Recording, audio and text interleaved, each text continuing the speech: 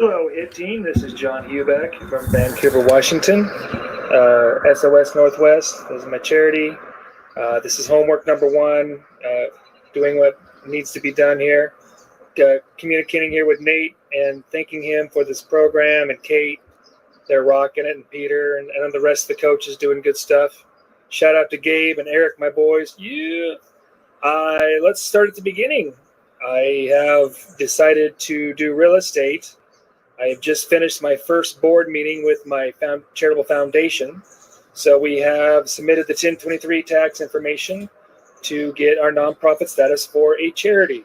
So why is that relevant? It's relevant because I'm fighting for my God, my family, and the families of veterans here in the Northwest, starting in Vancouver, Washington, Clark County. I founded SOSNorthwest.org with my father-in-law. He passed away in 19, so it kind of derailed us for a year or two. But we saw a need to help veteran families and be supportive for real estate and other things. We do food baskets.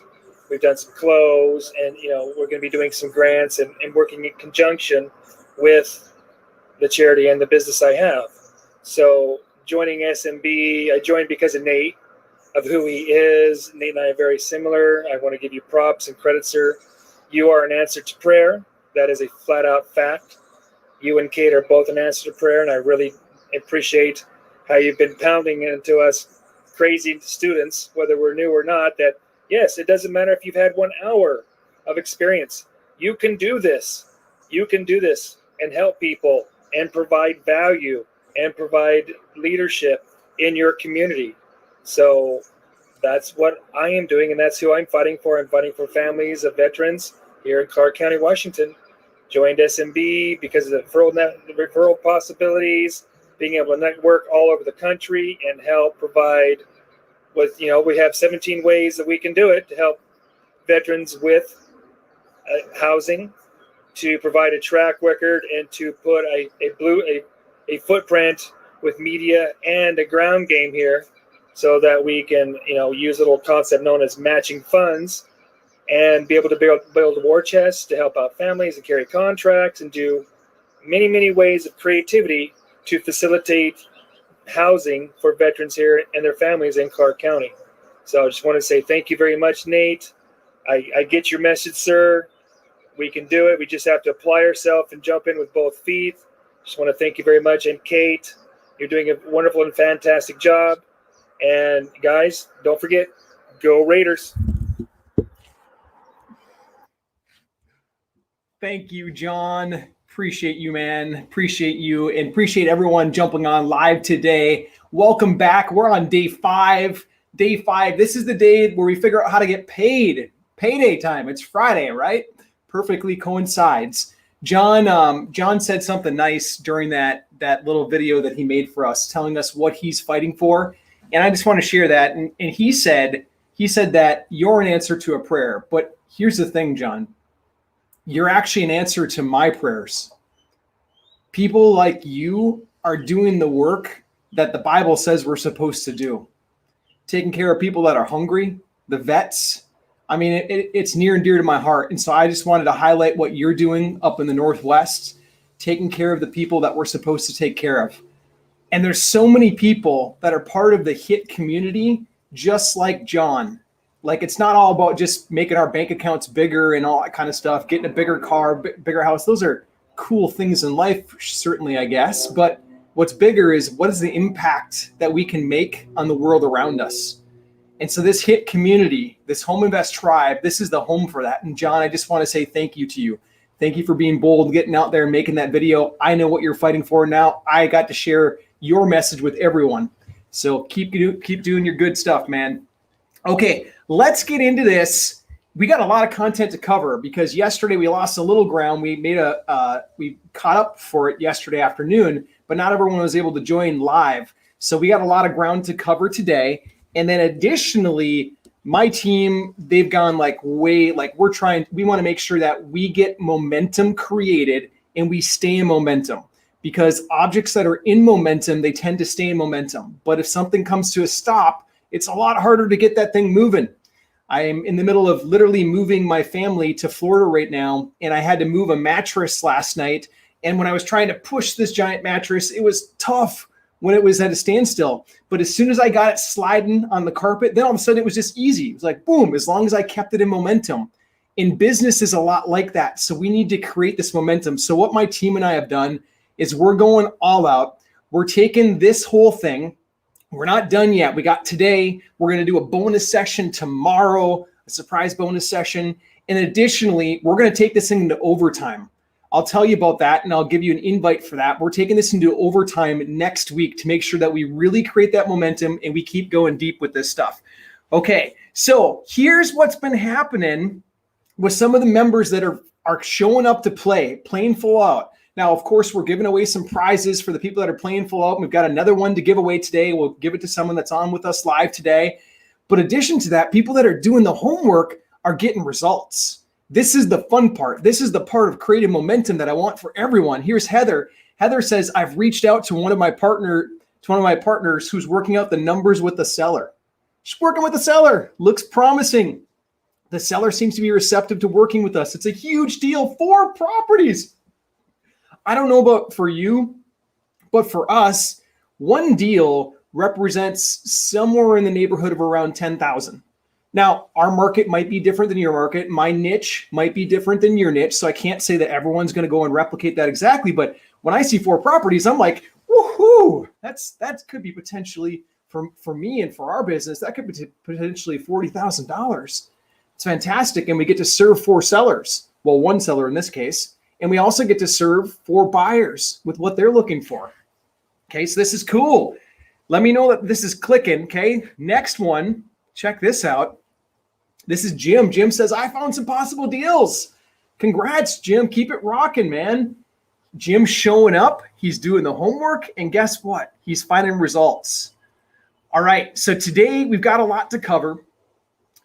In addition, I think today the prize is the private money masterclass. I could be wrong. Melissa might correct me on that, but we got a bunch of amazing prizes. But if you're looking for help on finding private money, today's prize is your thing. It's the private money masterclass that we did for our private clients. And a minimum for people to get into that was around 5,000. And so we're giving this to one participant today who's showing up and playing full out. So Melissa will let me know who that is. She's watching the comments. She's been checking on people's homework. She's been watching the live videos, as have I watched the majority of them. Like, this is fantastic. So we're going to give that away a little bit later today. Reminder for folks is that we have opened this overtime session for next week. You want your business to stay in momentum, then join us next week on the REI Accelerator Summit. Okay. I'll make sure we drop links for that and all that kind of stuff. If someone's got the link handy now, feel free to drop it. Actually, you know what? I can do this. I'll pop this up just for a second. Okay. It's reiacceleratorssummit.com, reiacceleratorssummit.com. That is open for next weekend. Okay. I'll go through details of it a little bit later because I got so much content that I want to get into right now, but you don't want to miss it. It's a $47 deposit. You show up and you play full out for 2 days, we give you your money back. It's not about money for us. Not at all. Like I want to refund everyone's money. It's about a commitment for you. It's an accountability measure for you. I want to make sure that you take what we've got this week and continue to push and get into momentum. So we'll see you there next week for that. That's Friday and Saturday next week. Okay. A week from now it starts. And the other thing is that we've gotten literally well over 100 messages about this. Like, well, Nate, hey, can I get some help talking to a seller? I just got a message this morning from someone that's part of this challenge that I love, that he's like, well, hey, Nate, I got this 14 potential properties from one seller. This might be over my head. Can I get your help? Can you guys work with me on this deal somehow, some way? And I said, hey, I want you to learn this, was my response. I really want you to learn this. And so next week, what I realized is that during a challenge like this, the one thing that we're missing is it's a one-way communication. It's me talking to you, and I'm giving you all I got. I'm all, especially VIP, we're really driving stuff home. We're dialogue back and forth, but I'm giving you everything I got. But I don't get to hear from you except for written comments. And so next week at the Accelerator Summit, we're taking that and we're going to make it two-way. We're going to make it the same as VIP. So VIP is on a Zoom call where we can talk back and forth. We can answer questions. We can actually practice like live with one another. And a lot of this real estate game, especially when you're working direct with sellers, is not so much like read the script. It's how you say things, when you say things.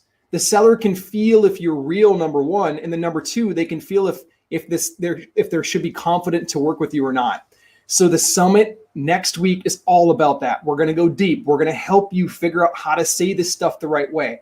Even those of you that are already somewhat pros, let's just say, I guarantee you, if I get you on the line and we actually get to dialogue back and forth with one of our head coaches, Peter, I guarantee you, Peter will up your game. I guarantee you, if you follow what Peter teaches next week, he will help you put more money in your pocket as long as you apply it, as long as you apply what he teaches. It's fantastic. Okay. We're also another person that's going to be on a lot is Kate. Kate's been in VIP rocking it with us this week, and she is fantastic. She's done over 300 deals virtually, 100% virtually. She's the virtual wholesale queen. Like it is fantastic. So just make sure that you're there. Okay. And then one more special bonus. There's actually two that we're going to give away for the action takers that take action tonight. The action takers that take action by tonight, end of day today, you're going to get, when you sign up for that accelerator bonus, you're going to get my property brochure template. This is the template that literally remember yesterday's session about gift wrapping? We're going to help you gift wrap these properties so that you present them the right way, so that buyers are actually attracted to your deals. You're not going to look like a messy wholesaler like the rest of the world. We're going to help you provide some unity and some nice presentation to it. We're going to give you our template for that. Okay. That's for the folks to take action today. And then last bonus, but not least bonus for that is this. I am actually, our team right now, we're in the process. Now, I don't want to guarantee anything for anyone, but we're in the process right now of, it looks like it's going to shake out to be around a 6-figure month for us. Now, I don't know, because sometimes stuff gets delayed. Closings get delayed all the time. So it could be a little bit short of that, but it's going to be somewhere between 50 and 100, maybe a little bit more than 100. And a lot of people they're like, well, how is it even possible to do that? Like, I don't even know how to get to $5,000. The first step is get your first deal done. That's your first step. The next step is, once that momentum has been started, is to really churn that thing, like turn the flywheel, so to speak, on an engine. And so we're going to do the 6-figure training as a bonus for anyone that is at the REI Accelerator Summit. Okay. So that's how to like not only get a deal done, but now we're talking about make this into a real business, really start pumping out some good profits for yourself, for your family, for your business, and for the charities that you might support and the causes that you support. Okay. So that's an extra bonus for the people that sign up and take action right away. Okay. Cool. By the way, that 6-figure training, that's something that we're going to be selling later this year for around $5,000. So later this year, there will be a course on just that, because it's like our ninja tricks for business. Okay, cool. Let's get in. Let me give you a quick recap. Okay, we won't spend very much time on this, but I want to give a quick recap. Remember what we've learned this week so far. This week, let me take down this crazy banner. So far this week, we've talked about niching down. Remember, we talked about Scott. Scott wanted to serve a certain niche. We talked about niching down, and for him, it was probate sellers. We talked about all the other marketing techniques out there, but why we don't do them here in my office, because we know that social media beats out all of them right now by far. It's the easiest, fastest way to get deals in this market, especially since the whole, people don't get together as much anymore kind of thing happened. Social media is by far the fastest way if you know how to do it the right way. Okay. The other thing we talked about is that a lot of times there's this myth out there that everyone knows everyone. But remember, people work with those that they know, like, and trust. And I specifically told you the story about how at this REI club, I got a deal from Kathy, who sat a row in front of me, and I wholesaled it to Chuck, who sat behind me. Now, if everyone knew everyone, why didn't Kathy and Chuck do that deal together? It's because I built a relationship with each of them individually, and I was able to be in the middle on that deal. That was 227 Western Avenue in St. Paul, Minnesota. It was a really good payday, 20 plus payday for us. And both of them got served. Both of them got what they want. Chuck ended up making over 100 grand on that property in the end. The seller got served as well. The seller got what they wanted out of it. Like, it was win-win-win all the way around. But you got to build the relationship. Okay. Next thing, we talked about seller intel. Remember, seller intel starts with the very first call. We gave away as a huge bonus this week, literally the scripts that our team uses when we're talking to wholesalers and we're talking to sellers. It's that intel starts there. And then we got into things like our perfect presentation, how we do our online intel, how we look at like stats on Trulia, the crime map, the street view, ARV, pulling rent comps, depending on your niche. You may or may not need that. Taxes, all the stuff online. Okay. We also talked about giving offers, not like forcefully going out there and making offers, but giving an offer from the heart. Remember, I told you that I literally talk about my profit with the seller. I don't hide that. I don't keep it some like foreign pink elephants that's a mystery, but we talk about that. We're transparent. Transparency builds trust. Trust. People will work with you. When they know you, like you, and trust you, then they're more likely to work with you. Okay. We also talked about not being a one-trick pony or not being that baseball player that only knows how to hit a fastball. We've also got to know how to do the 17 other ways to buy houses. We talked about a few of them. We talked about seller financing structures and the advantages. Like, we can give full price offers if we get into seller financing.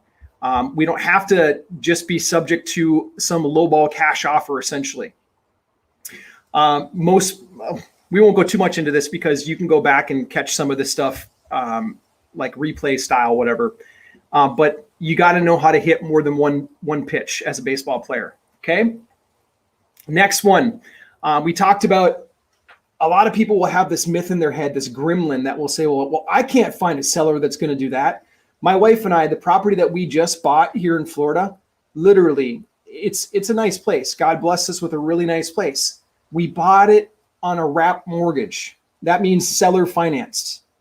I've also bought little tiny like fixer-uppers. I bought this little tiny like cottage looking house that was a 1-bedroom house on seller financing. Like, it doesn't matter. Like, if you've got this gremlin in your head that like, I can't find a seller that's going to do that. The HIT method creates that. It's the HIT method that helps bring that forward. Transparency, trust, building that relationship. Okay. We also talked about best buyer. This is a couple days ago. Best buyer. There is this, a lot of people, there's so many buyers out there right now that are either retail or they're fix and flippers. But we talked about here together and we figured out through the math, which one's the best buyer for us. And best buyer is who we want to work with. Okay. For us, we work with landlord buyers. That's just what we do. Okay. Yesterday, we jumped in and we talked about gift wrapping. Who remembers gift wrapping? What do you remember about gift wrapping? Tony says, my biggest gremlin is finding buyers. Okay, Tony, no sweat, man. Actually, buyers is the easy part right now. That's the easy part right now. I know it's a gremlin though. Like, for me, it was a gremlin too in the beginning. It was like, well, what am I going to do if I get a deal? But right now, buyers is the easy part. It is. You just got to get out there. Okay. But we talked about this concept of gift wrapping, making sure, and Tony, thanks for sharing the accelerator schedule for next week. It's next week, Friday and Saturday. Thanks for posting that. So we talked about gift wrapping. Okay. When I first started in this business, like, I knew from my dad had sold like ATVs and 4-wheelers. I knew from my dad, like, you just kind of like put stuff out there at the end of the driveway with a little sign on it. And that's how you sell. And then I met this guy named Mr. Berger and he cleaned me up. the pocket square, the tie. I'm not saying you have to do pocket square and tie. Notice I am pretty casual most of the time that I'm out there. But there are some times when you want to present things a certain way. And with properties going to potential investors, you want to present them with gift wrapping. You want to make them look really, really nice. So I got cleaned up. Before that, I had no clue what I was doing. This is me at a real estate conference the day that I got to meet Donald Trump Jr. and like literally like politics stuff aside, I was there for a real estate conference. I was sweating like a pig wearing a wool jacket. I had a white collar with a blue shirt. I had those goofy looking like cufflink. I didn't have cufflinks. I have a shirt that was supposed to have cuff. I had no clue what like I was supposed to look like. And then Mr. Berger came in and cleaned me up. Okay. So there's a right way and a wrong way to present stuff with properties. We want to present it the right way. Okay. And that's one of the bonuses, by the way, that we're giving for folks that enroll into the Accelerator Summit is we're going to give the gift wrapping piece to you. We're going to give our property brochure template so that you can take that and you can gift wrap properties right from the beginning and do it the right way. We talked about going to market yesterday, going to Craigslist, Facebook Marketplace. We even talked about how to start your own niche group yesterday. Okay, that was the homework actually. We also talked a little bit about ads. Over at the REI Accelerator Summit, we're going to talk more about ads. We've been talking mostly organic during this challenge because we wanted to keep stuff like low cost and just get to market right away. But over at the REI Accelerator Summit, we'll talk more about running ads if you want to go faster. Okay. And that brings us to now. That brings us to today. Let's talk about getting paid. You guys cool if we talk about getting paid? Cool. Let me even blow this up more. There we go. Yeah, blow it up a little bit. Now, some people will say at this point, well, Nate, I'm a little uncertain still. I don't know what to do. Here's the thing. No, you're not. That's a gremlin. I don't want that gremlin holding you back. You have to take a decision and go. You can change stuff later. Like if it's your niche, if it's like, well, should I make this offer to a seller or should I even have a seller conversation because I don't have a buyer yet? Yes, you should. You should go forward. You've got nothing to lose if you do it the way that we've talked about during this challenge. You've got nothing to lose. You got everything to gain. But for you, you just have to take a decision and go. That's the only way to get the experience. Okay.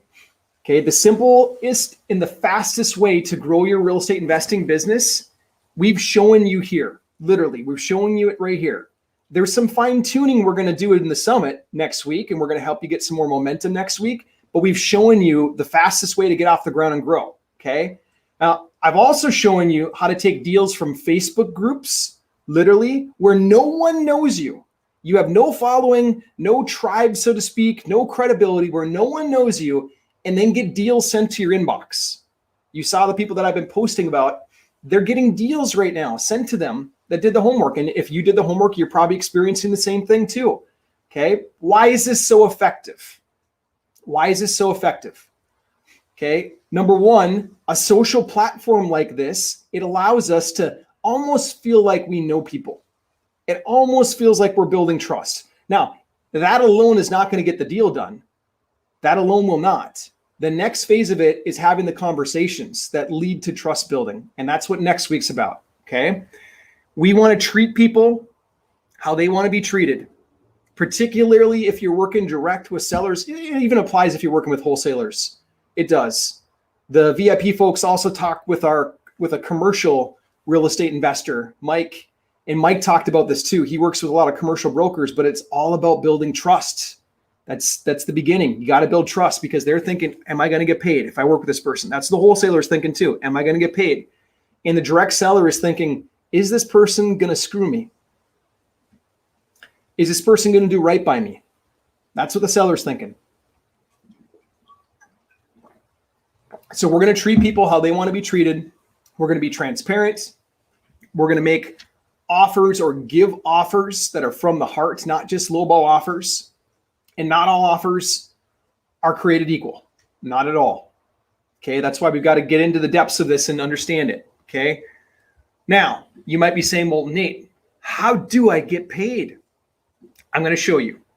I'm going to take a snapshot of a 60-day period. We were blessed to close out 11 deals in a 60-day period. And I'm going to take a snapshot and we're going to do this as the case study together. Okay. This is how you get paid. There are three main ways.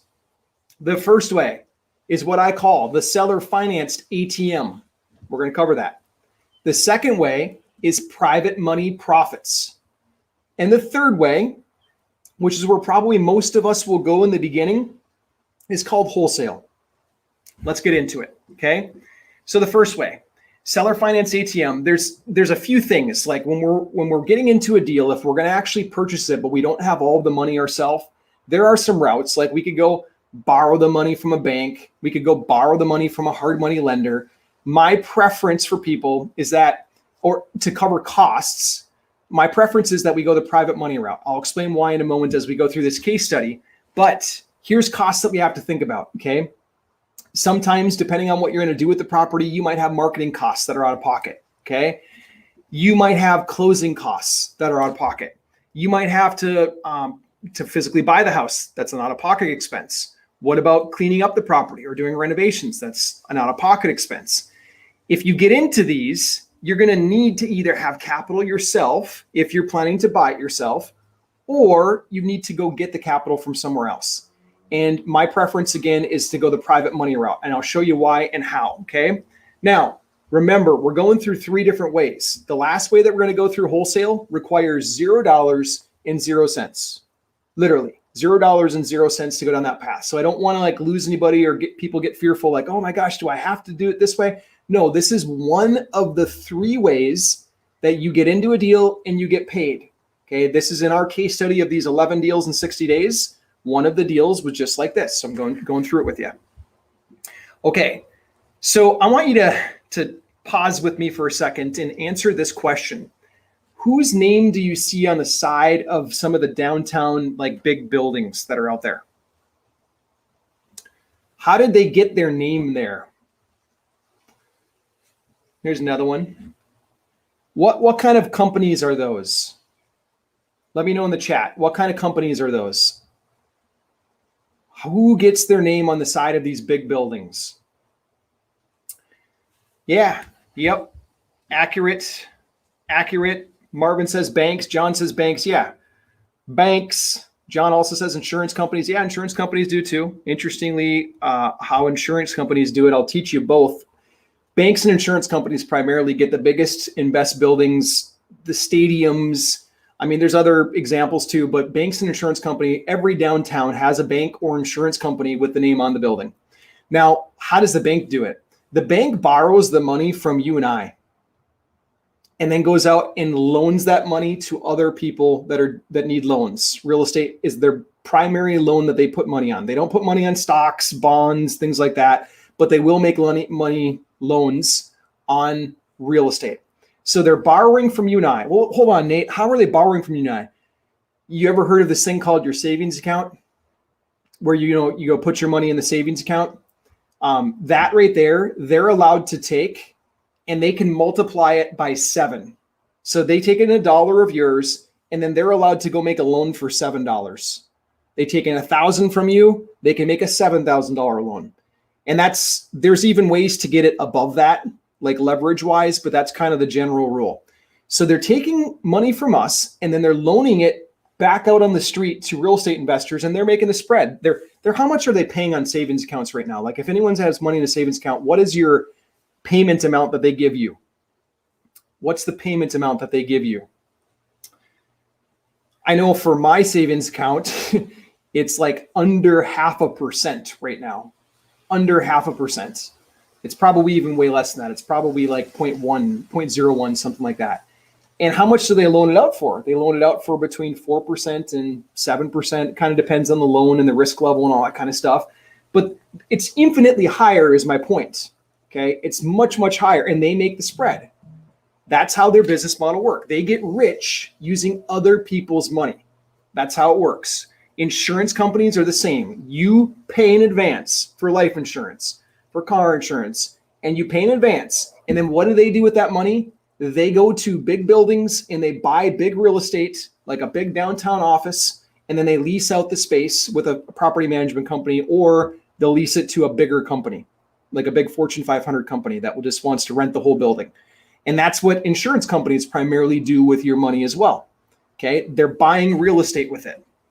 Now, wouldn't it be cool if we copied their strategy and this like magical money multiplication machine? Wouldn't it be cool if we could copy their strategy?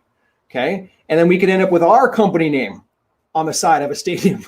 Now, I don't really care about that. For me, like I don't do any of this stuff for like ego or anything like that. So I don't really care about that, but I do care about the amount of income that we take in so that we can have a really good impact on what we're doing in the world. So for me, I would love to keep multiplying our money. That's what I want to do. So let me show you. Can I show you how we deposited, kind of like a bank, we deposited $7,000 in a property and we pulled out a withdrawal of $58,000. Would that be cool with you? I'm just going to take you through it step by step so that you can see this. I want you to understand the power of this method right here. Okay. So the power of this, it goes like this. We deposited $7,000 into this property. Yes, yes, yes. Okay, I have your permission now. We're going to go a little deep. I just don't want to lose people when we get into numbers and things like that, but we're going deep. I got your permission. Okay, this property, 9149 North 94th Street, Milwaukee, Wisconsin. This was the one. Okay, we deposited $7,000. This is an actual property. You could like literally pull this up on tax records and you could physically see that we bought it. It was in the name of one of our entities. I think we've got an LLC that's titled after my son, Bianco. You could physically see all this stuff, okay?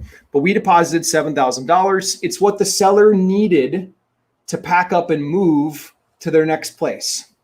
I remember right on this front porch right here, I remember meeting the Mr. Kong. I met him right in his front porch, shook his hand, walked the property, spent about 45 minutes and 43 to be exact, because I recorded the audio of it. And we walked out with a signed contract that day, okay? This is how it went though. I had to take over his existing mortgage of $118,000. Now, it doesn't mean I went to the bank and I signed papers saying like I'm responsible. No, none of that. I wrote a contract between me and the seller saying, hey, I'm going to give you $7,000 up front to help you pack up and move on. Additionally, I'm going to make payments on your property until this thing's paid off, until it's paid off. Okay, that was my deal. That was the deal with him. Now, this is in the name of my company. So again, it's not me personally. It's my company that's responsible for it. But if I make a commitment to a seller, I'm going to do it. I'm going to honor it. Now, let me show you how and why that this made sense. If you look up the value for this property, and we did have a broker pull some comps for us, and they told us it's worth around $198,000. Who here would be comfortable putting in $7,000 to the seller and taking over a $118,000 mortgage if it's worth $198,000? Would this be a deal that you'd do? Say yes in the chat. Is this a deal that you would do? If it's in the chat, say that in the chat. Michelle says yes, definitely. Nice to see you, Michelle. I haven't seen you for a while. Arlene says yes. Tony says yes. I love that deal all day long, says Roger. Okay, these deals are created using the HIT method. Okay, it wasn't like literally if I told you the whole backstory, I'll just give you a little briefing on this. This guy had been offered from two other investors cash offers that he turned down. This guy had also had a realtor out there that was trying to list the property for sale, and he turned that down. Why on earth would he work with me? I was the last guy in. Why on earth would he work with me? Because I built trusts. I was open with him. I was honest with him. I laid out the facts with him, and he wanted to work with me, okay? This is a 2006 built home, really beautiful property. Like I could have just like kept this thing forever. So the first thing that I did is I looked at it from a cash flow perspective because I want to make sure the numbers are safe. And I figured out that the mortgage payment was a little bit less than $800 per month. That included both taxes and insurance. So if I just kept this thing forever, I would have to pay $800 a month every single month for the next like 24 years. I think he had 24 years left on his mortgage. That was one way to do it. Now, I called my property management company referral in the area and I said, hey, how much would you rent this out for? And he said, I'd rent it for $1,300. And I'm like, whoa, look at this. I would make $500 a month in positive cash flow with that. Now, I might need to put a little aside for some maintenance and repairs. If I did a regular rental, I don't do those. I usually do rent to own. But 500 positive cash flow, this is like, I'm like, yes, this is fantastic. I give the seller what he wants. The numbers make sense for me. Like, this is great. Okay. What I did next is I really analyzed the equity because I wanted to make sure it's safe. So again, I called the broker. The broker told me it's worth $198 based on their comps. And even if I look at all my out-of-pocket stuff, like if I've got to put in some closing costs, which you do if you're going to close on a property, I'm going to be like, my number on this is $128,000. That's the mortgage plus the out-of-pocket stuff. Okay. Now, I even after we closed on this thing, I did send my father-in-law in to do some cleanup. He like did carpet shampooing. He did some paint touch-ups. Like we did little stuff inside the property as well. But I didn't have to take and put a ton of money into this property. I had, starting off on this thing, a lot of equity, at least $60,000 in equity. Okay. And those of you that like run numbers for like flip type properties, you probably know the 70% rule. It means what you buy it for plus out of pocket costs, cleanup, all that kind of stuff. If that's 70% or less than market value, then it's usually a pretty good flip. Okay. So that's kind of how that rule works. And so from an equity standpoint, I'm like, this makes sense. And then I'm like, well, hold on. Like I could keep this as a cash flow unit forever. I've got equity in the property, or I could just sell it. I could clean it up and sell it. Now the seller couldn't do that because they needed to move like right away. They needed to move like yesterday. They were out of time. He got a job in a different city and he needed to go now. He didn't not want to deal with cleaning up the property, none of that stuff. So I said, you know what? I'll clean it up. I had my father-in-law over there for a couple of weeks touching stuff up. I had one other guy named Tamer go in there and do some touch-up stuff. And I put a set of appliances in it. And then I listed it for $189,000. I sold it the very first day on market. I went even under what the broker said just to get a fast sale. I sold it the very first day on market for $185,000. Fast forward a little bit. I churned this property into an ATM. This is the seller financed ATM. I could have kept it as monthly cash flow ATM, which is nice. I love those. $500 a month forever for the next 23 years or 24 years till the mortgage is paid off. That's a great deal. But this is also a great deal too. I just cashed in on the equity up front. Okay. I took my one lump sum. Okay. I did have to pay realtor fees and I did have to pay the mortgage payments in the middle. So my 58 number was gross and then my net number was closer to 30, somewhere in that range, because I had to pay those fees. But for me, putting in 7 and taking out close to 30, I will do that deal all day long. No problem. Like I will. That's just a no-brainer for me. Now, why aren't we all doing deals like this? We as human beings, and so we know too, like I told you that we did 11 in that 60-day window. Literally, like if you wanted to search these are mostly Milwaukee. I think one of them's out of state somewhere else, but we did this like in a 60-day window. But the challenge that I get from a lot of people right now at this point is like, well, why doesn't everyone get these deals like this? Here's the thing. Human beings by nature, we want to live in our comfort zone.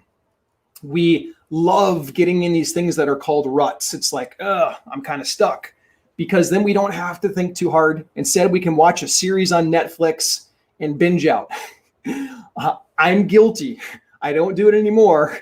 We've canceled Netflix. We've done cancel, but back in the day, like I used to watch this show called 21 with Jack Bauer. Did anybody see that? Whenever those Jack Bauer episodes would come on, like I would binge watch like 2 days on my weekend and it was gone. Not anymore. I got better things to do, but we like to live in these like comfort zones. But the thing is that the magic happens outside your comfort zone. Literally, like we have doubts and fears that protect us.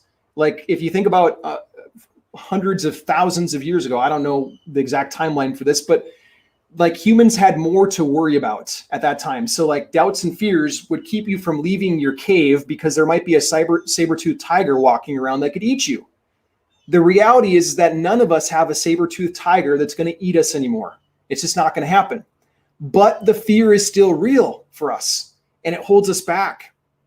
I'll tell you about my wife in a couple of minutes, but we do have these doubts and fears. What you need to do to get through those doubts and fears is you just have to surround yourself with the right people. You have to have the right people around you to help guide you. Successful decision-making muscles also have to be formed. So being around those that are successful is probably the best medicine for that. It's tough to make these muscles too. No different than like if you're trying to develop a gym routine, it is really tough. It's so much easier to just skip the gym. It is. So if you want these decision-making muscles to get formed, you've got to be around the people that are doing it at a high level, okay? With the summit we've got next week for you, our whole team is coming. Literally, I asked everybody on my team, and I've been asking for favors because We had that tech snafu, especially yesterday. And I've been asking for favors like, hey, can we up level this? Can we bring our best? Like, so I asked them to come in for you on Friday and Saturday next week, and we're coming to play full out. Okay. If you wait to start, you will wait too long. You will. Because what happens is that time just ticks no matter what. It's on a continuum. Like, it's not going to stop for us. A week becomes a month. Oh, I'm going to do it next month. A month becomes a year. And then you're the person that's still stuck in the same place a year from now. You don't want that. No. You want to take action right away. When you know you've got something that's good for you, you take action on it. Okay. The other thing is that keeps people stuck is this whole idea of like perfectionism. I'm guilty early on. I wanted everything to be perfect. I want my niche to be perfect. I want my ad to be, no, you can't have that. Perfectionism, it's really more of a case of like this inner cowardness. It's more like, no, I don't want to look like a fool in front of people. I don't want to look silly in front of them. I don't want my friends to see what I'm posting in these Facebook groups. I don't want to drop the ball when I'm talking to a serious seller that's got 14 units. It's a fear. It's real. I know it. But we got to push past that. Okay. We want to get rid of that perfectionism, get rid of that gremlin or that gremlin of being a coward. We just got to step in. Sometimes that cowardness is really the thing that should fuel us the most, the thing that we want to get over in our life for our business. Okay. Why do real estate this hit way? Here's the way that most people try to do this business. It's kind of like this. Like if some stranger walked up to you on the street and said, "Nice to meet you. Will you marry me?" Imagine that. Like that would just like totally shock your world. "Nice to meet you. You want to marry me?" That's what most people do in business right now. That's why most people fail when they're doing things like generating leads online or cold calling. "Hey, you want to sell your house? I'll give you half of what it's worth." Click, hang up. Like that's the world out there. They're trying to ask people to marry them the very first time that they talk to them. It's not how it works. You have to develop the whole like know, like, and trust thing, that whole factor with the people that you want to work with, whether it be a wholesaler, whether it be a buyer, whether it be a seller. Like you have to develop that. Instead, you want to bring so much value to the other side that the reciprocity is there and then they want to work with you. It's no different. Like, why do you think I'm doing this challenge right now? I mean, I could be at home hanging out with my boys. We could be down at the pool right now, doing all that kind of stuff. I'm building reciprocity with you. I am bringing so much value to your life. And literally, I'm like, I'm going all out. I'm giving you everything I got because I want you to feel that value. Down the road, we might do something together. You might want to join one of our programs down the road. We might do a property together down the road. Who knows? But I want to add that value. The same thing should be true when you start working with sellers and wholesalers. Bring so much value to them that they want to marry you. Okay, not literally because you might already be married, but you know what I mean, okay? That's what it's like to be a hit. That's what it's like to be part of the Home Invest tribe.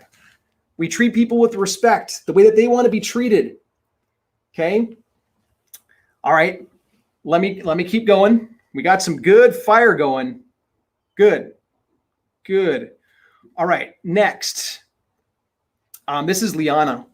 Liana graduated from our program, and she stands out to me for this reason. She's up in Canada, and she's doing deals inside the United States. And a lot of people have that fear, like, I'm in a different place or my market's not good.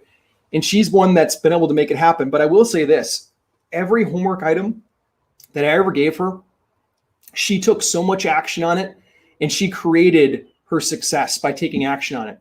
Even in the midst of one of her partners, when she first joined with us, one of her partners bailed on her midstream, and her partner was responsible for half of the work, and he totally just left her hanging. So she got really good at the seller side, but didn't know the buyer side. And she said, "You know what? I'm just going to pick up the slack and go." And that's the kind of attitude that we have to have. She did that. And it's the same kind of attitude that we had.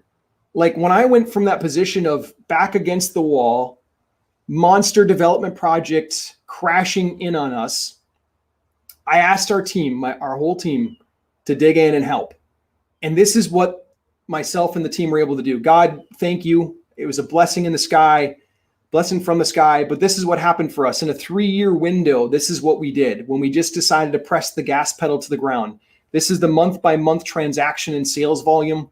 And we ended up finishing in that 3-year window, 391 properties just by pressing the gas pedal. About $36 million in real estate. And then things started to take off for us. That's when we started closing hundreds of properties each year. And then we made the whole Inc. 500 thing. This started with zero. This started with back against the wall, got to make it happen. And I know some of you are in that position, or some of you, maybe it's not that your work or life is in a position where it's back against the wall, but you want to make a big change. The big change is going to come when you make that decision, when you push. Okay, so we talked about the seller financed ATM. Now I want to talk about private money profits. Okay, private money. Couple rules on this. Number one, you're not going to like go out and beg people for money to loan on your deals. That's just terrible, terrible positioning. You're not going to do that. That's like begging someone to go on a date with you. You don't want that. You want that person coming to you, asking you if you want to go on a date. That's the ideal scenario, right? Tony says, I got to make this happen. Roger says, good advice. Spot on. Spot on. Okay, so with private money, don't beg anybody. You're not going to do that, okay? Sucking up to people, waste of time. Don't do it. It's almost the same as begging. Okay, don't do it. It's a total waste of time. Cold calling people for this, waste of time as well. Whether it be sellers, buyers, private money lenders, a lot of rejection comes from the whole cold call window. Don't do this. Instead, do it this way. Okay, this is my wife's first investment property, 1180 Minnehaha Avenue in St. Paul, Minnesota. And I remember like with detail when my wife first got into the business with me. This is before we had the boys. And I put up an ad. At that time, we were using Craigslist because the whole social thing wasn't as prevalent as it is today. And I put up this ad and her phone started ringing. And the number that came across the screen, I knew was coming from the ad. And she looks at it. She looks at me. She looks at it again. And she throws the phone at me. Hurls it across the living room. And I catch it and I'm like, what? No, you got to take it. You got to take the call. You got to talk to them. Like, they're calling. This is good. And she's like, no, not talking. That was her first call. Okay. So I know what it's like too, from my wife's perspective, to have that fear. Like, it's a real fear. And so I ended up answering the phone and whatever happened. I don't know what happened on that lead, but fast forward with some time, she got in the rhythm. She got this house, 1180 Minnehaha Avenue, St. Paul, Minnesota, direct seller coming in. And this particular seller, we ended up making a deal happen at $45,000. And the house needed to be updated before anybody could do anything with it. And so it needed about $15K in updates. So what I did on my end to support my wife is I'm like, well, you know what? We got to go get a private money loan for this property, because it's going to take 60 grand plus some closing costs.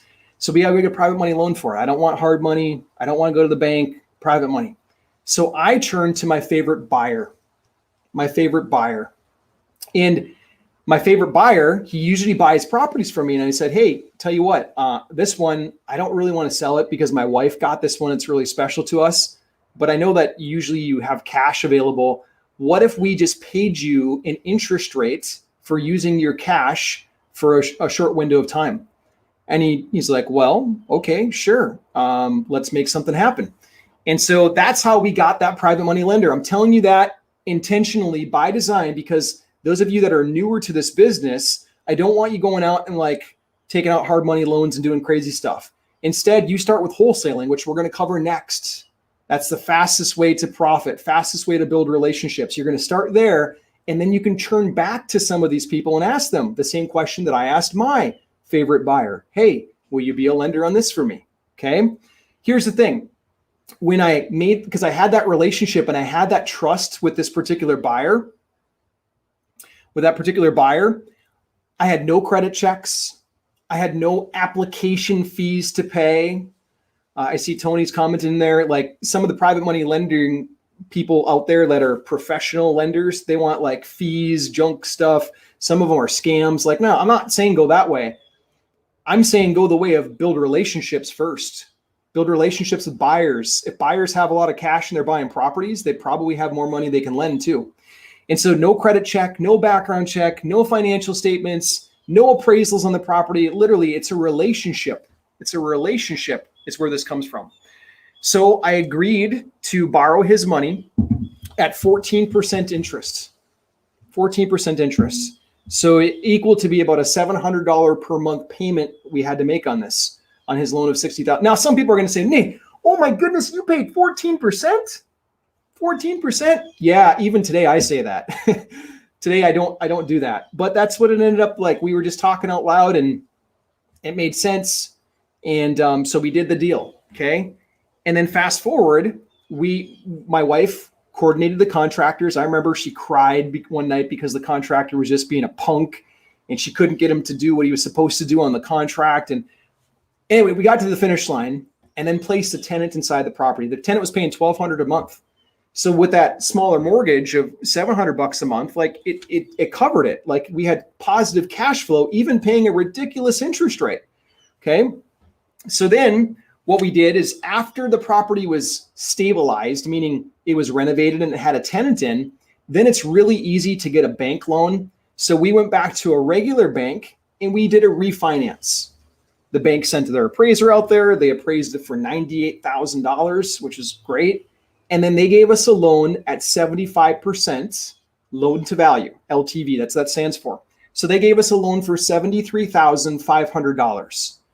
When that money came in, we used it to pay off our lender. Okay, so that took our interest rate from 14% down to 5.5%. So it took the payment down from $700 a month down to $337 per month. So it was just incredible. Like the cash flow just increased a lot. And then at the same time, like when you take a new loan on a property, you end up paying off the old loan. So we paid off the old loan and we still had a little bit of cash left over from the refinance. Okay. Now, at the moment that I paid off the lender, his name's Ron. I remember the day I was giving Ron the check from the title company and I'm like, hey, Ron, here's your check, man. Thanks for doing the deal. We can do another deal again soon. And he got the check from me and he gave me this smirk. And he looked at the check. He put it in his pocket and I'm like, what's the smirk about, man? He's like, well, you know, Nate, I told some of my friends that you were going to pay me 14% interest on this property. And they told me that I'll never see my money again. It's too good to be true. I'm like, what do you mean, Ron? He's like, yeah, they told me it's too good to be true. And I'm like, well, what do you think? And he's like, well, Nate, next time you should have just offered me 6%. Like, valuable lesson learned. 6% interest. It sounds safer. So I learned a big lesson that day. That's why I don't pay 14% anymore, but that's what happened. Okay. So is that a pretty cool deal? Is that something that you can go out there and add to your arsenal? Okay. I ended up keeping this one as a rental. Jennifer, my wife, kept it as a rental for a few years, and then we turned around and sold it. We sold it for $125 when we sold it. I wish I still would have kept this house because now the value on it is well over like $250 or $240, something like that. But we sold it and we made a monster profit. We brought in $65,000 gross. We had to pay some realtor fees and things like that. But this was all done through a private money loan and some marketing on the front end. My wife answering the phone, talking to people. Okay. This is a way to get paid. This is private money profits right here. Okay. It starts with building trust. Notice the theme all the way through. The seller, whether it's a buyer or a lender, trusts. Okay. There's no cold calling on this one. No sucking up to realtors, no networking, no direct mail, none of that stuff. This deal came because of this deal flow factor, like us actively doing some kind of marketing to bring people to us. It's kind of like the old assembly line that the car industry, Henry Ford, made famous. You've got to have this deal flow coming through. You got to have a pipeline of opportunities coming in. Okay. That's kind of what it should look like. The other thing is that it's really good to have a team of advisors around you. Like for my wife and I, especially early on, I got some advisors. To this day, I have more mentors now than I've ever had in my life. I'm literally part of 3 really big masterminds. One of my mentors is currently doing between, I think, around 25 to 30 houses per month. Like, I stay with really good mentors, a team of advisors. It's part of my life that I will never take away. My marketing mentor is Frank Kern. I was part of his inner circle for the last couple of years. Like, you name it, like areas of my life that I want to get better at, I hire the best possible advisor and I stick with them. Okay. Next thing. Let's talk about wholesaling now. Okay. This is the easiest, fastest way. Maybe I should have started with this one, but I'm going to finish with it so you remember it. Okay. What are the following? I got a fun fact for you. What do the following three people have in common? John Rockefeller, Kirk Kerkorian, and David Murdoch. John Rockefeller, most people know the Rockefeller family, like billionaires at this point. They're heirs of the original John. Kirk Kerkorian, he built the MGM, also built like probably a third of Las Vegas. And then David Murdoch, he's the real estate investor that now owns or did own Dole, like the pineapple plantation, started in real estate in Hawaii. Okay. What do they all have in common? Any guesses? What's your guess? What did these three people have in common? Frank is a beast. Yes. What do these three people have in common? I'll tell you. These three people are, number one, all self-made, and number two, didn't go to college. John Rockefeller, if he were alive today and if we looked at the wealth that he had then, he would probably be noted as the wealthiest man in the world, probably, in today's dollars. Okay. We had a couple guesses, a lot of money, wholesalers. They may have done, I'm certain every real estate investor at some point does wholesaling as part of their business. Might not be their full-time thing, but every real estate investor does. Even the gentleman that we had on doing commercial properties on VIP a couple days ago, Mike wholesales some of the apartment buildings. We do too. We did a really big one. I'll show you in a little bit, but wholesaling is part of it. But these people are all self-made, no college education. I share that because I don't want anyone thinking like, oh, I got to have this degree. I have to have this. No, you don't. The richest person in the world and in their time, the richest people, most successful in real estate, didn't have any of that stuff. They just applied principles and took action. Okay. If Harvard, now this wholesaling concept, if Harvard taught flipping houses, this is literally what they'd teach. I truly believe that with all of my heart. They don't teach wholesaling. They don't have a class on that at Harvard, but if they did, if they did have it on real estate investing specifically, then this is what they would teach. So it's going to work like this. We're going to show you how to go from A to B to C. Now, I know some of you have already wholesaled. That's cool. For those of you that haven't, this is going to be like a fundamental little sketch for you so that you get it in your mind mentally. And for those of you that have, bear with me for 65 seconds, okay? The typical wholesale deal goes like this. I'm going to rename these people. The seller, I'm going to rename A. The you or me, in this case, I'm going to rename B. And then the buyer, I'm going to rename C. Now, when I first started in the whole wholesale thing, I started with actual like fix and flip and rental. I started the wrong way in real estate. I didn't know what wholesaling was. And so then when I went back to my title company to say, hey, I'm going to do some wholesaling, my title closer, her name's Mary, she whispered really close to me. She said, Nate, that's illegal. You can't do that. And I'm like, what do you mean it's illegal? What do you mean? I read about it all the time. And she's like, no, you can't do that. Don't get into that. This is a very prominent title closer with a good title company in Minnesota at that time. And I'm like, it's illegal. And so I'm like, it can't be. And so I reach out to some people and they refer me to this real estate attorney who owns a title company. And I go meet him face to face, sat down with him. His name is Brian. I'm like, Brian, like I keep hearing this. I just heard from my title company that it's illegal. And then I got referred to you. Like, what's what? He draws this for me. Nate, A to B to C. He drew this attorney draws this for me. He says, Nate, all you're doing is you're taking properties from your seller. You're taking them to you. And then what you're doing is you're taking them to your cash buyer. They said, yeah, that's pretty much it. A to B to C. He's like, okay, great. All you need to have to make this legal is you have to have a contract between you and the seller, contract. I'm just going to go C-O-N-T. Okay. And then you have to have another contract between you and the buyer. C-O-N-T. Okay. So if you're buying it for, let's just say, $210,000 and you're selling it for $230,000, you got to have a contract in place for each of these. I'm like, okay, cool. I get this. Well, what kind of contracts? He said, over here, you want to have a purchase agreement. In some states, you might call this a purchase of contract. Sometimes you can get away with a purchase option. We talked about that during the week. Okay. I'm like, okay, get it. Understood. I got to have a contract with the seller. And then over here, I can do the same thing. I can do a purchase agreement. I could also do something that's called an assignment of contract. I'll just abbreviate it as AC. And then there's some other things. We're not going to get into all of them right now, but the very basic level, I just have to have this. This is what completes a transaction, a wholesale deal. I'm taking a property from a seller to me, to a buyer. And the way that I structure mine is I have my cash buyer. This is a huge pro tip. Huge pro tip. Those of you that are physically bringing this 210 to the table, because that might be on your mind, like, well, Nate, what about the 210,000? Those of you that are bringing this 210 to the table right now to close on it, I don't. Nope. No way. Not going to do it.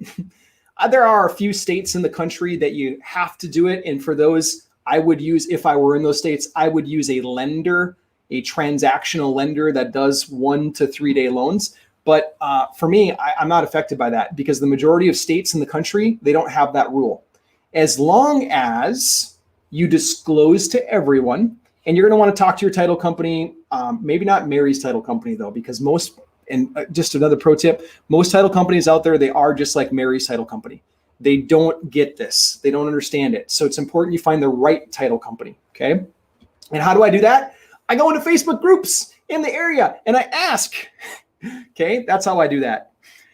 So what I do is I have the end buyer bring their 230 to the table the day before closing. So whatever the date of closing is, if we're closing on the 1st, they're going to bring their money in on the 31st. Okay. They're going to bring their money in a day before. And then I have them sign paperwork that the title company makes them do. And then this is it. That's how you do it. Okay. That's the simple way to do it and not have to bring money to the table. And then what happens is they take the 230, they use part of that 230 to pay the 210. And then there's about a $20K difference right here. You might have to pay some closing costs, but what we do is we have our end buyer pay the closing costs. So our 20 is a clean 20. Does that make sense? Okay. That's a wholesale deal and it's raw form right there. Okay. A to B to C. Next thing, we drew this out. Okay, good. Contract. Some people will say, well, Nate, which contract do I use? I don't. Here's the thing. We're starting like literally this week to do a 5-day challenge with you guys. We chose one of our VIP markets. We ended up choosing Tennessee, and we're starting from the ground up. And what I did on one of these live casts is I went into Google and I searched Tennessee purchase agreement, and I found one. I found a PDF of a Tennessee purchase agreement. That's how I start when I start a new market. Now, I do go to an attorney before I go to closing. Always. When I'm in a new market, new contracts, things like that, I want an attorney to look at it. Yes, I am going to spend a few $100s to have an attorney be part of the transaction. I don't skip that step. Okay. So that's my friendly, non-legal, legal advice. Okay, cool. Let's go next. Earnest money, by the way, on that thing back there, like we do $1 earnest money to the sellers. If it's a wholesaler and they want earnest money, they'll be a little bit more firm on that. And we'll just say, hey, I will have my end buyer post the earnest money once they complete their inspection, once they physically get to go through the property. That's how we do that. Okay. Bam. Bam.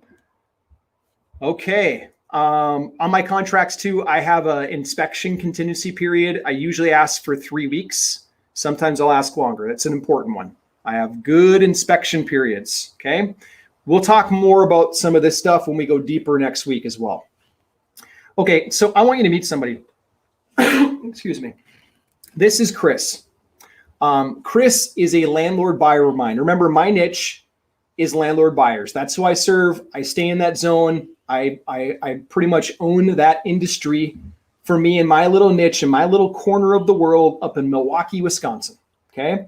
And this is what Chris sent.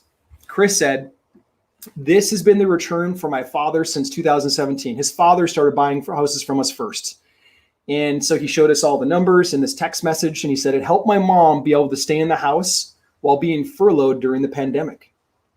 Tell Nate we said thank you. And then this is someone from our team replied back to him and said, I told him this would make your day. And it did. When I got this message from Chris, like, wow, yes. So it doesn't stop with just doing good by the seller, but also by the buyer too. Buyers that enjoy what you're doing, the properties that you're bringing to you, they send messages like this. So we get to keep going with the circle. Okay. This is what it can look like. This is the possibility for you and for your business. Depending on which niche you choose, your buyers should be sending you messages like this. You can do it with any niche too, by the way. How about commercial properties? This stuff even works on commercial. We bought this property right here. This is a 12 unit. Actually, this one might be the sixplex. I'm not sure. It looks very similar.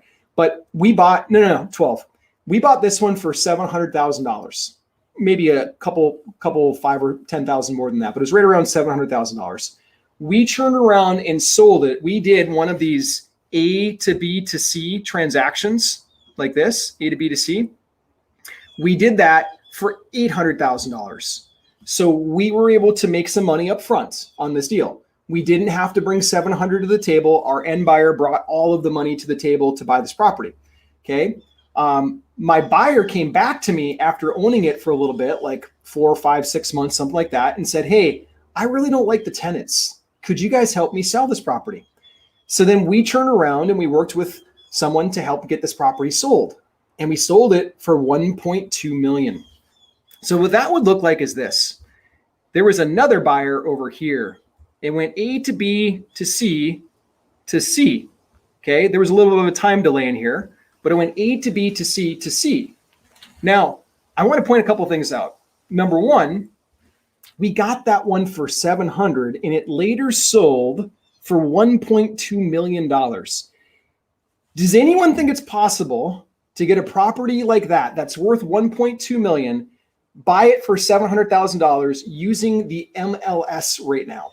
Does anyone think that that's possible? I mean, anything's possible, but is it plausible? Is it going to happen every day of the week? And the answer is no. No, it's really tough to get a deal like that using on-market stuff. But when you're working off-market and you're working relationships, deals like this come up. This property happened to be owned by a fireman. He just wanted to retire. He didn't want anybody knowing about the sale. He didn't want his tenants to get spooked. Jim says, no, not likely. Tony says, no, it's an exception if you get something like that off the market. But we go, on the market. It's really hard to do. Off market, you can create these possibilities. So this particular seller, he wanted to sell. We were there to help him, okay? This is Lucinda. Lucinda is one of my favorites. Lucinda is really, before real estate, she was really big in the nonprofit world. But she stands out to me as being one of my favorites because the way that she operates is 100% like a HIT family member. She takes care of people. You can even see it in her posts when she's celebrating a deal that she just closed. What she's really celebrating is saving her seller. She saved her seller the $12,000 that they would have lost otherwise. Like that's just kind of the person that she is. Her nonprofit background has her thinking like this, but she comes and she just shows up and plays full out. And this is the kind of stuff that she's doing. In the chat, let me know. We're going to wind down now. We got about 5 minutes left. I got 5 more minutes of goodies for you. In the chat right now, and then we'll jump over to the VIP call, all of our VIPs. But in the chat right now, let me know if you're starting to get some progress this week. If you feel like you're making some progress this week, type yes in the chat. Are you making some progress? Yeah. Boom. Yes. Yes. Okay, great. Great. Are you getting more clear on how you can serve people in 2021? Let me know in the chat. Say yes. You're getting more clear. All you have to do to get into this business right now is have a smartphone and a Facebook account. Okay? I'm going to help give you guidance We're going to go into a bonus session tomorrow. Okay. We're not done with the challenge yet. We're going to a bonus session tomorrow. And then next week, we're going into overtime at the Accelerator Summit. I'm going to help give you the guidance that you need. Okay. But wait, Nate. How do I actually get paid? Tell you what we're going to do. We'll go deeper on this at the Accelerator Summit. I might also add it for some of the bonus stuff tomorrow, but we'll go a little bit deeper on the physical part of this. I think everyone gets it, but just in case, we'll go a little bit deeper on that, okay? At the summit, I also have Kate Whetstone coming. Kate Whetstone is the one that's done over 300 deals virtually. She's a huge part of our team. She's going to come to the summit as well, and I'm going to ask her to unveil this month for us, this potentially a six-figure month for us. I'm going to ask her to unveil that, okay? She works completely remote. She does this via e-notaries, and she gets weekly wires sent to our bank account. She is a wealth of knowledge. I'm going to ask her to come share next week as well, okay? Becoming a hit, part of the Home Invest family, is the key to building relationships between sellers, buyers, private lenders, you name it. Like just having this mantra to you in your business.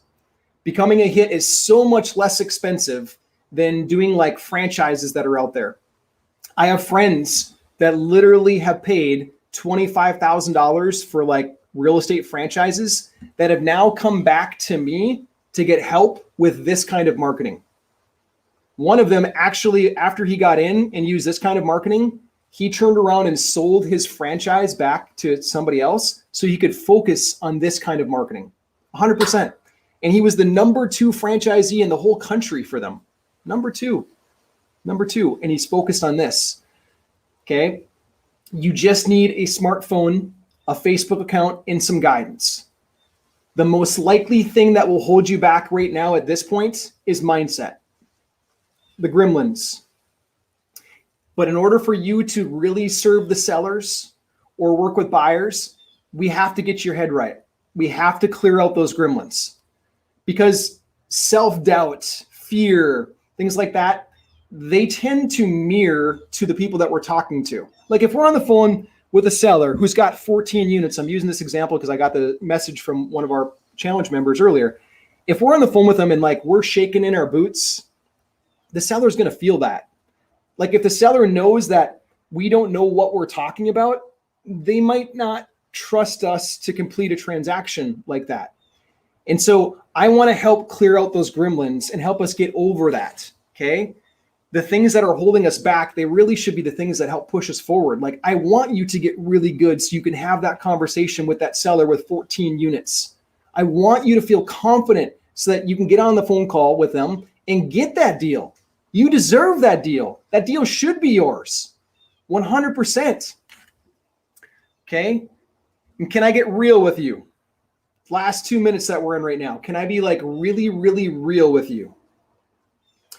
Like, and I want your permission for this because it's going to be kind of like talk that you'd have with a friend, maybe like over a glass of wine in the evening. I don't drink, but that kind of talk. Is it okay if I have that kind of talk with you? Type yes in the comments.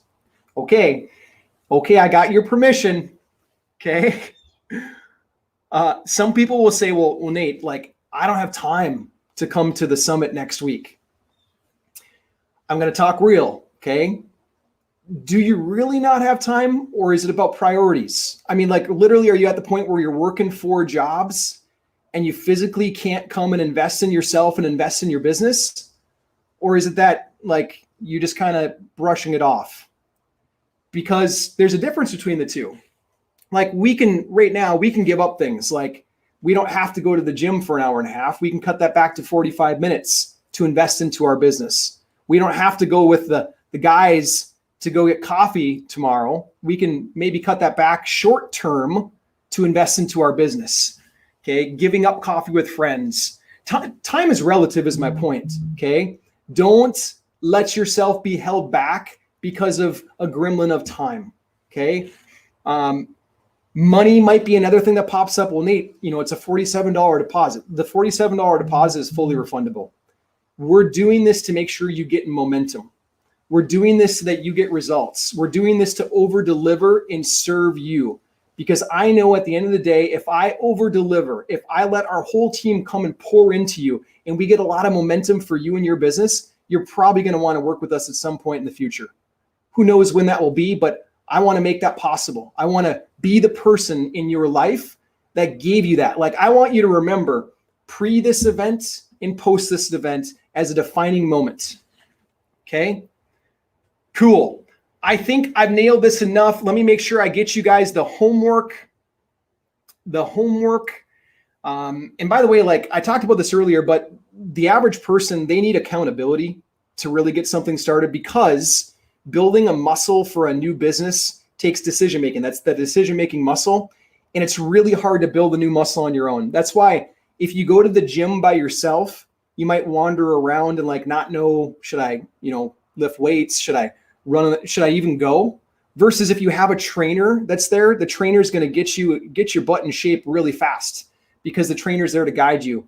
And so for this business, like I highly, highly recommend, we're talking about making potentially a wildly profitable business. I highly recommend having the right trainer. Okay. And let's go. Homework. Let me get to the homework. You got one big thing to do. And those of you that haven't done the previous days, you got some catch up to do. But the one big thing to do, it's not that, it's this, is go live inside the Facebook group and share the biggest learning you had today and why you're going to implement it. Tag me. I'm watching as many videos as I can each night, and I will get caught up on all of them before the summit next week. I will catch up on every single one of them. So go live in there and let me know the biggest learning that you had and why you're going to implement it. This is for you. It's your accountability, okay?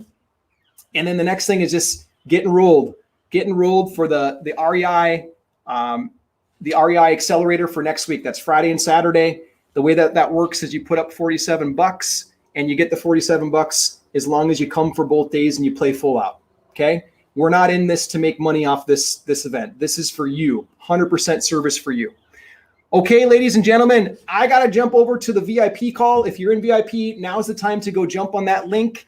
And you got a minute too between the two. You could sign up for the summit right now. And for those of you not in VIP, sign up for the summit right now. And then I will see you guys on our bonus session tomorrow. Same time, same place. We're going into bonus zone tomorrow. Okay. Thanks, guys. God bless. See you tomorrow. And VIPs, I will see you in a minute.